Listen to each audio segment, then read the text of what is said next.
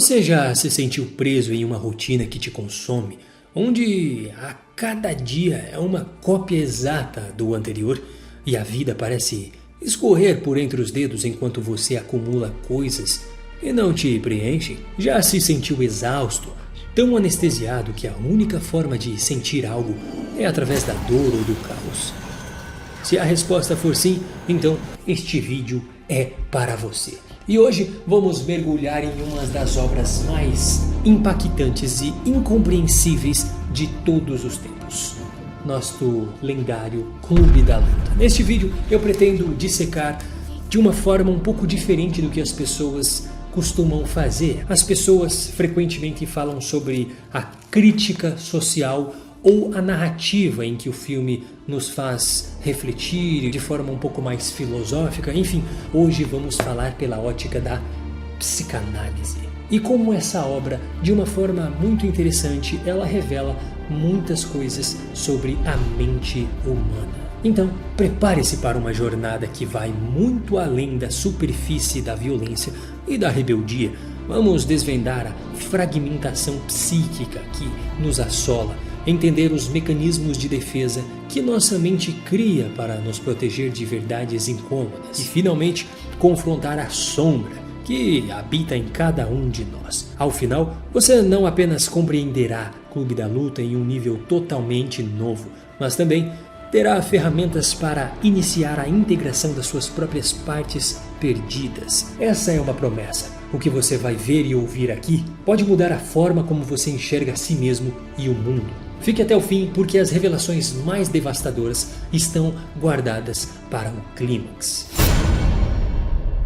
A história começa com o narrador, um homem sem nome, preso em um ciclo de insônia crônica e consumismo desenfreado. Ele é o típico homem da vida moderna, um escravo corporativo, buscando significado em catálogos de imóveis e grupos de apoio para doenças que não possui. Essa é a primeira pista para o que a psicanálise chama de fragmentação psíquica. A mente humana, em sua busca por coerência, pode se dividir quando confrontada com conflitos insuportáveis. O narrador está tão desconectado de seus desejos autênticos, tão reprimido por uma sociedade que exige conformidade, que sua psique, ou seja, sua mente, começa a se estilhaçar. Essa fragmentação não é um acidente, e sim um mecanismo de defesa. Nossa mente, de forma inconsciente, cria barreiras para nos proteger de dores, traumas ou verdades incômodas que consideramos ameaçadoras. É como um sistema de segurança interno que, ao invés de resolver o problema, o esconde. No caso do narrador, a dor de sua existência vazia e a raiva contida são tão avassaladoras que sua mente as empurra para o inconsciente através da repressão. Mas aqui está o problema. O conteúdo reprimido não desaparece. Ele não se dissolve no ar. Pelo contrário, ele ganha força nas sombras, esperando o momento certo para emergir, muitas vezes de forma distorcida e destrutivas. Para você entender melhor essa dinâmica, precisamos revisitar os pilares fundamentais da psicanálise freudiana: o id, o ego e o superego. O id é a parte mais primitiva e instintiva da nossa psique, ou seja, da nossa mente. O reservatório de nossos desejos mais básicos e impulsos irracionais, buscando o prazer imediato. O superego, por outro lado, é a voz da moralidade, das regras sociais, das proibições internalizadas pelos pais e pela sociedade. Ele nos diz o que é certo e errado, o que é aceitável e o que não é. E o ego? O ego é um mediador, a parte da nossa personalidade que tenta equilibrar as demandas do id com as restrições do superego e a realidade externa. Ele busca a satisfação dos desejos do id de uma forma socialmente aceitável e segura. Para você compreender isso de uma forma um pouco mais simples, conceitos técnicos, eles acabam às vezes ficando difícil para a gente internalizar e passar a entender isso de forma um pouco mais simples, para a gente compreender a obra e compreender as dinâmicas da mente do autor e o porquê que ele tem tantos conflitos de uma forma mais fácil. Então, eu gosto de fazer algumas analogias. Imagina que você tem nas mãos 3 conceitos: id, ego e superego. Como entender exatamente o que ego significa para Freud, já que o conceito de Freud para ego é um pouco mais diferente do nosso conceito comum, já que a gente associa ego a algo egóico, a algo meio ruim, e para Freud o ego é, na verdade, a sua consciência mais plena que está entre o anjinho e o diabinho. Imagina simplesmente que o id, ele é o diabinho e o superego, ele é o anjinho. Porém, nem sempre o anjinho é exatamente o herói, o diabinho nem sempre ele é o vilão. Por quê? Na vida real, as coisas são um pouco mais complexas que simplesmente bom e mal. Por quê? Muitas vezes o problema está nos excessos. Às vezes o diabinho ele vai te dar um conselho que possa te ajudar. E não exatamente diabinho que seja ruim, mas sim uma analogia. E às vezes o anjinho ele te impulsiona tanto para o bem ou para o que é certo que ele acaba te castrando ou impedindo que você faça coisas que você gosta. E você está no meio como o ego. De uma forma ainda mais simplificada, eu diria que o id é o cavalo, o ego é um cavaleiro e o superego é um juiz. E eu acho que isso fica muito mais autoexplicativo. Por quê? Cavalo, né, impulsos, desejos, selvagem. O superego, juiz, né, ele vai sempre estar ali olhando, julgando, analisando.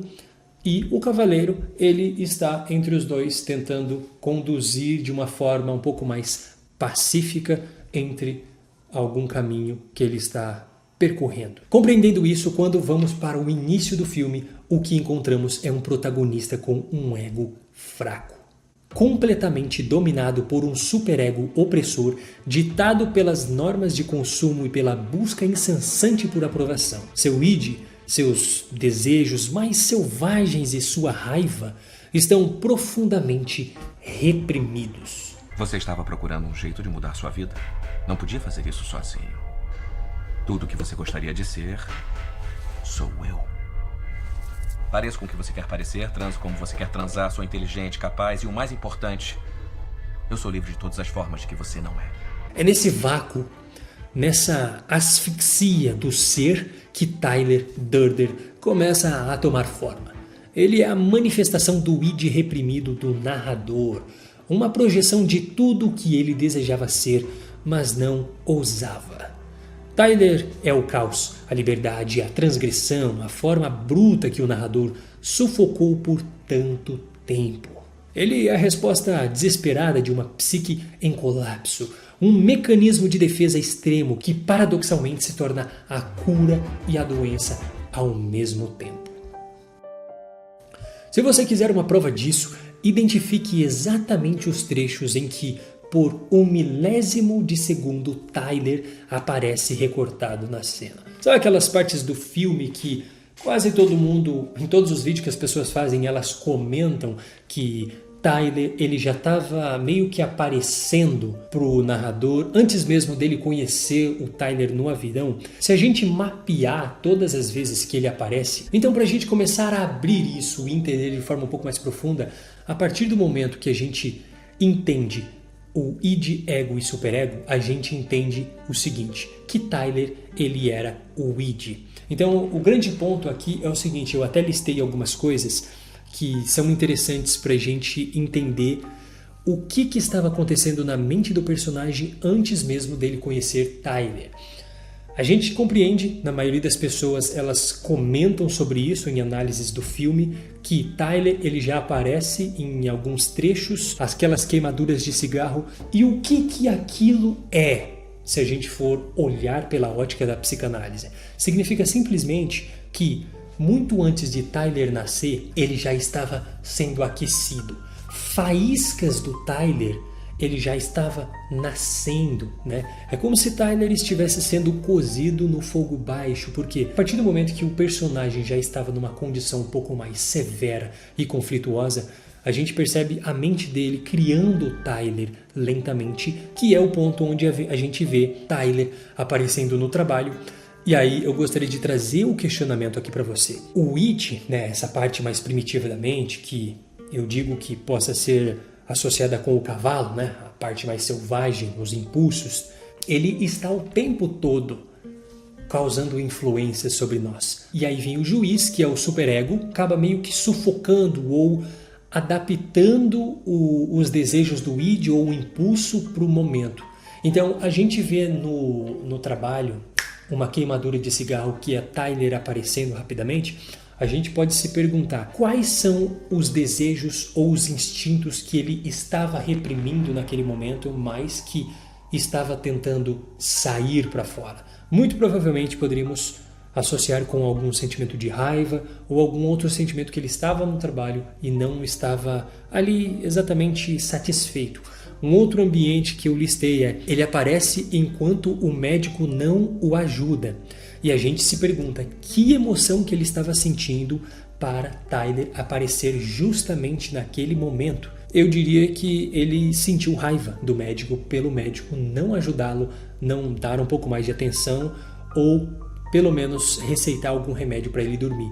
O médico simplesmente deu uma solução para ele: vá caçar um pouco mais de sofrimento ou ter um parâmetro de pessoas que têm um sofrimento maior que o seu para você realmente compreender o que é sofrer. Muito provavelmente inconscientemente ele sentiu raiva a partir do momento que Tyler tem uma aparição, mas ele contém aquela raiva, ele sufoca aquele impulso. E um outro momento é também dentro do grupo de apoio, ele vê Tyler, talvez ali ele teve algum outro sentimento que também causou uma faísca do Tyler e depois ele tem uma segunda aparição que é Tyler aparecendo rapidamente a partir do momento que ele está aqui e Marla ela está indo embora por através de uma rua. Em todos esses momentos temos manifestações do id, mas eles foram sufocados pelo superego ou meio que adaptados e encobertos pelo ego. Muito embora o ego dele estava extremamente fraco. A genialidade de Clube da Luta reside em como ele ilustra essa fragmentação e a emergência de Tyler de forma tão sutil e ao mesmo tempo tão explícita. Para provar que Tyler é uma projeção psíquica do narrador, podemos aplicar alguns testes psicológicos e observar como o filme se alinha com os 5 estágios do desenvolvimento psicossexual de Freud, revelando a regressão e a busca por uma identidade perdida. Primeiro, os testes. O teste do aparelho. Em diversas cenas, o narrador e Tyler aparecem juntos, mas nunca há um reflexo de Tyler em aparelhos ou superfícies refletoras. Quando o narrador se vê no espelho, Tyler não está lá. Isso é uma representação visual poderosa de que Tyler existe apenas na mente do narrador. Em seguida, o teste de interação social. Ninguém no filme interage diretamente com Tyler. Quando o narrador não está presente ou quando ele não está ativando o Tyler. As pessoas respondem apenas ao narrador, mesmo quando Tyler está falando ou agindo. E por fim, o teste de memória. O narrador tem lapsos de memória, períodos de tempo em que ele não consegue recordar, que são exatamente os momentos em que Tyler está no controle. Ele acorda em lugares estranhos, sem saber como chegou lá, evidenciando a associação. Um processo onde a mente se separa de pensamentos, sentimentos, memórias ou identidade. Agora vamos aos 5 estágios de Freud e como Tyler emerge para curar as fixações do narrador em cada um deles. O primeiro é o estágio oral, focado na boca, na alimentação, na dependência.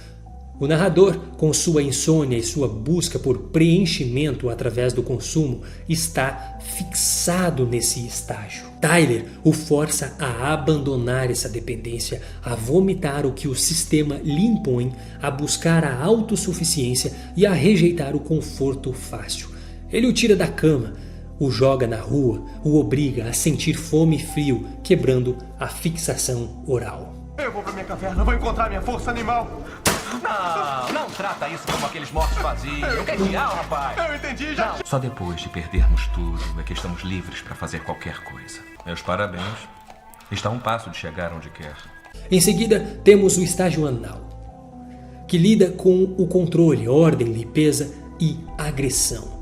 O narrador é um perfeccionista obcecado por seu comportamento, seus móveis, sua vida organizada. Tyler destrói tudo isso. Ele incendeia o apartamento, promove o caos, a sujeira, a desordem. Ele libera a agressão reprimida do narrador, transformando-o de um ser passivo em um agente de destruição. O Clube da Luta é uma manifestação dessa agressão liberada, uma forma de controle através do descontrole. O estágio fálico, que envolve a descoberta da sexualidade e a formação da identidade de gênero, é onde o narrador demonstra uma profunda insegurança. Ele é imponente, tanto literal quanto metaforicamente. Tyler, por outro lado, é a personificação da masculinidade tóxica e da virilidade. Ele é sexualmente agressivo, dominante e atrai Marla, a mulher que o narrador deseja, mas não consegue ter. E o que acontece então é que depois do narrador reprimir todos os seus desejos, quem toma o controle é Tyler, conseguindo assim viver de forma livre e espontânea todos os desejos de poder e sexuais que o narrador havia reprimido uma vez. Que é como você abrir a torneira e colocar uma mangueira, a mangueira vai passar a água e você pega e bota o dedo. O que acontece? A mangueira, a água, ela precisa correr, ela precisa ir para algum lugar. É como a energia psíquica, né? O libido, enfim. E o que aconteceu é que Tyler acaba tomando o controle, ele acaba assumindo o papel e consegue, de forma com mais liberdade e sem a repressão da culpa ou de alguma outra coisa, viver todos os desejos sexuais e de poder que o narrador uma vez reprimiu. Depois vem o período da latência, uma fase de relativa calma onde a energia sexual é sublimada em atividades sociais e intelectuais. O narrador está preso em uma latência eterna, sem paixão, sem propósito, apenas existindo. Tyler o arranca dessa latência, o joga de volta na vida, no confronto, na ação.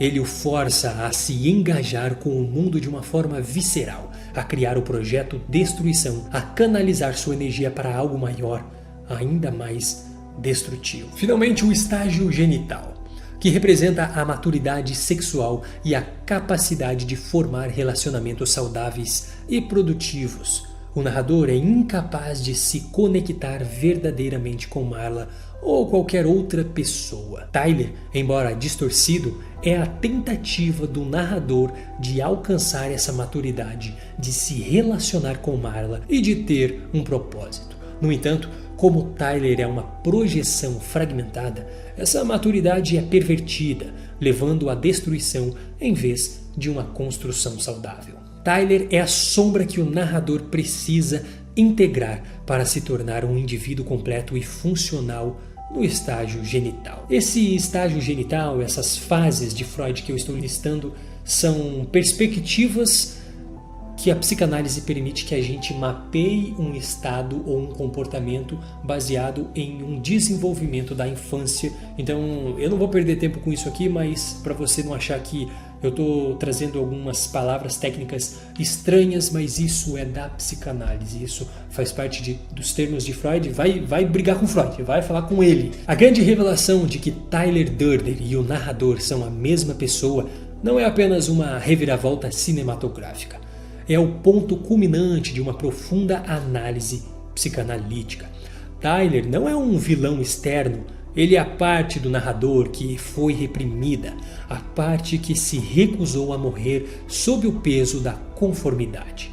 Ele é a cura que a mente do narrador criou para si mesma, uma tentativa desesperada de sobreviver à aniquilação do ego. Mas por que Tyler especificamente? Por que essa figura tão carismática, mas ao mesmo tempo tão destrutiva? Tyler é a personificação do id do narrador, ou seja, ele é a personificação do diabinho ou do cavalo, né? Os impulsos mais selvagens, os desejos que o narrador ele não tem coragem de assumir a si mesmo, ou que a sociedade proíbe, ou que ele mesmo proíbe, e aí ele vai se castrando ao ponto em que ele fica com insônia porque a mente dele está num completo conflito, num completo caos. Tyler é a personificação do id do narrador, livre das amarras do superego e da fraqueza do ego.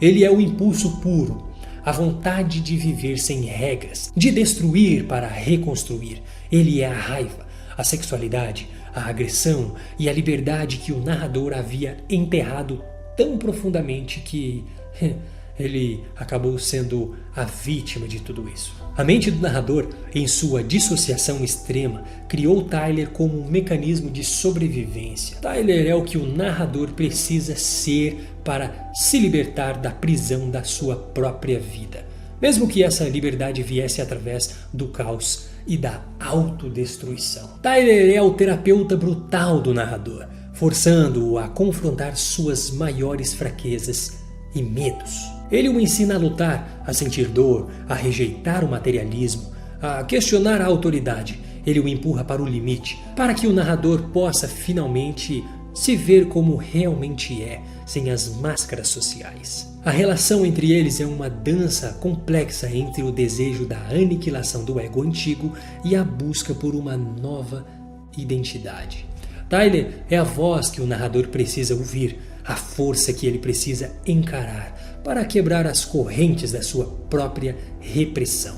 Ele é a sombra que se manifesta para exigir reconhecimento para ser integrada. Mas essa cura é perigosa. Tyler, como o id descontrolado, não conhece limites. Ele se torna uma força destrutiva que ameaça consumir o próprio narrador e o mundo ao seu redor. O projeto Destruição, com sua anarquia e terrorismo, é a extensão lógica de um id sem freios, sem a mediação do ego ou a moralidade do superego. Ou seja, se a gente trouxer novamente a nossa analogia entre diabinho e anjinho e a consciência e o anjinho suprimiu tanto o diabinho, que não é exatamente ruim nesse contexto, eu só estou dizendo que para você ter uma forma um pouco mais precisa, mas eles suprimiram tanto o diabinho que neste momento o diabinho ele foi como uma mangueira, né? A água foi se acumulando e em um momento ele explode. E a consciência, que é o ego, que é o que lida com o mundo interno e o mundo externo para intermediar entre os dois e ter uma convivência legal na sociedade, ele acabou enfraquecendo. Na verdade, ele já estava extremamente fraca e muito provavelmente estava sendo fraca pela opressão do superego, que é o juiz, né? Aquele que fica julgando ou ditando as normas o tempo todo, e o diabinho, em um momento, ele acabou explodindo e com a consciência fraca, ele suprimiu o superego, ou seja, ele eliminou o juiz. É a mesma coisa que acontece quando você bebe álcool. Você desliga o seu superego, o seu juiz, e o seu cavalo, o seu diabinho, ele vem à tona nesse momento. E se o seu ego ele estiver fraco, a sua consciência estiver fraca, o que acontece é que você faz merda.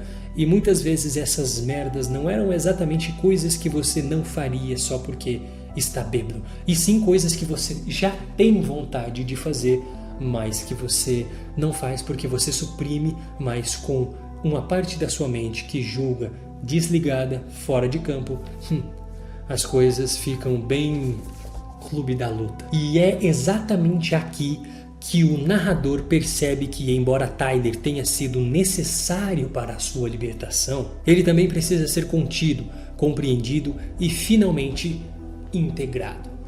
Eu acho que esses termos eles vão nos dizer que a luta final entre o narrador e Tyler não é uma batalha contra um inimigo externo, mas uma guerra civil dentro da própria psique do narrador. Uma luta pela sua sanidade e pela sua identidade. O grande clímax de Clube da Luta não é a revelação de que Tyler ou o narrador é a mesma pessoa, mas a luta do narrador e de Tyler para se libertar dele. É o momento em que ele finalmente aceita a verdade devastadora. Tyler é ele. Essa aceitação é o primeiro passo para a integração das sombras, um conceito junguiano que se alinha perfeitamente com a psicanálise freudiana. A sombra é a parte de nós que reprimimos, os aspectos de nossa personalidade que consideramos negativos, inaceitáveis ou perigosos. Tyler é a sombra do narrador e, para se tornar completo, ele precisa reconhecer, aceitar e integrar essa parte de si mesmo em vez de projetá-la para fora. A cena em que o narrador atira em si mesmo, simbolicamente matando Tyler, não é um ato de autodestruição, mas de autolibertação. É o ego finalmente afirmando seu controle sobre o id descontrolado, mas sem aniquilá-lo completamente. E a gente vê esse conflito acontecendo um tempo todo, principalmente quando o narrador começa a perceber que Tyler estava extremamente prejudicial e que a construção dele ultrapassou os limites de algo saudável. Ele vai até a polícia tentar reverter o que o próprio interior dele fez. Ele tenta desconstruir tudo que ele fez e é onde a gente começa a perceber que tudo que ele construiu ele estava agora desconstruindo, mas que aquilo é mais como um conflito, mais como uma briga inconsciente que ele estava tendo, mas que no consciente a gente vê coisas acontecendo, mas no nível inconsciente os diálogos que a gente vê entre Tyler e o narrador possa ser mais como ele tentando se resolver de certa forma. Ele não mata a essência de Tyler, a força, a rebeldia, a autenticidade, mas sim a sua manifestação destrutiva e dissociada. Ele está, pela primeira vez, assumindo a responsabilidade por seus próprios impulsos e ações. A imagem dos edifícios desabando ao som de Where is My Mind é a representação visual da destruição do velho mundo do narrador. Um mundo construído sobre mentiras, repressão e consumismo. É o fim de uma era e o início de uma nova. É exatamente aqui que a história de Clube da Luta se conecta diretamente com a sua vida. Todos nós temos nossos micro-Tylers, pequenas dissociações, impulsos reprimidos, sombras que se manifestam de formas sutis ou explícitas. Pode ser a raiva que você engole no trabalho, o desejo de liberdade que você ignora, a criatividade que você sufoca. A escolha é sempre a mesma. Você pode continuar reprimindo essas partes de si mesmo, permitindo que elas cresçam nas sombras e eventualmente explodam de forma incontrolável. Ou você pode iniciar o processo de integração consigo mesmo. Isso significa reconhecer suas sombras, entender de onde elas vêm e encontrar formas saudáveis de expressá-las e integrá-las à sua identidade de forma consciente. A jornada do narrador é um convite para você olhar para dentro, para confrontar seus próprios demônios e para aceitar todas as partes de quem você é, as luzes e as sombras. Não se trata de se tornar Tyler Durden, mas de aprender com ele, de canalizar sua energia para a construção de uma vida mais autêntica e integrada. A verdadeira liberdade não está em destruir o seu mundo exterior, mas sim em construir ou reconstruir o seu mundo interior. Então, aí eu te pergunto, qual é o seu Tyler Durden? Qual parte de você mesmo tem reprimido? E o que você fará para integrar essa sua parte reprimida? Ou seja, o que você fará para ouvir a voz dessa sua parte reprimida e se tornar o protagonista da sua própria história?